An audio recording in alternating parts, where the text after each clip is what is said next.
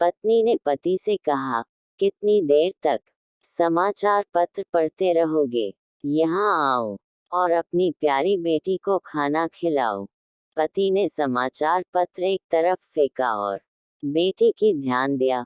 बेटी की आंखों में आंसू थे और सामने खाने की प्लेट। बेटी एक अच्छी लड़की है और अपनी उम्र के बच्चों से ज्यादा समझदार। पिता ने खाने की प्लेट को हाथ में लिया और बेटी से बोला, बेटी खाना क्यों नहीं खा रही हो? आओ बेटी मैं खिलाऊं। बेटी जिसे खाना नहीं भा रहा था, सुबक सुबक कर रोने लगी और कहने लगी, मैं पूरा खाना खा लूंगी पर एक वादा करना पड़ेगा आपको। वादा?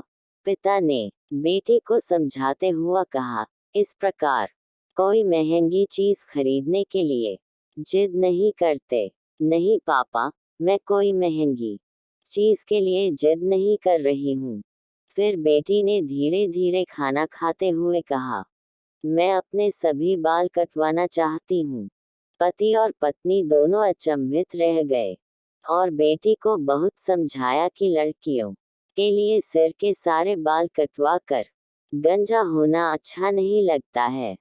पर बेटी ने जवाब दिया, पापा आपके कहने पर मैंने खाना, जो कि मुझे अच्छा नहीं लग रहा था, खा लिया और अब वादा पूरा करने की आपकी बारी है। अंततः बेटी की जिद के आगे पति पत्नी को उसकी बात माननी ही पड़ी। अगले दिन पिता बेटी को स्कूल छोड़ने गया। बेटी गंजी बहुत ही अजीब लग रही थे। स्कूल में एक महिला ने पिता से कहा, आपकी बेटी ने एक बहुत ही बड़ा काम किया है। मेरा बेटा कैंसर से पीड़ित है और इलाज में उसके सारे बाल खत्म हो गए हैं। वह इस हालत में स्कूल नहीं आना चाहता था क्योंकि स्कूल में लड़के उसे चिढ़ाते हैं।